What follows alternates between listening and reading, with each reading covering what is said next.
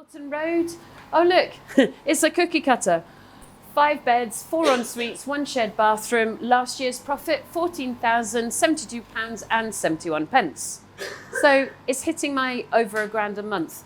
Do you remember when we talked in another module and we talked about profit and losses? And I showed you the profit and loss of Osborne Road, and every year it made roughly £1,000 a month. And then one year it made sweet bugger all. No, maybe made, was it £8,000 a year instead of 12? Why was that? Bed bugs. So whilst this is a lovely juicy one and typically it makes that kind of money, we did have one year where unfortunately some tenants brought in bed bugs.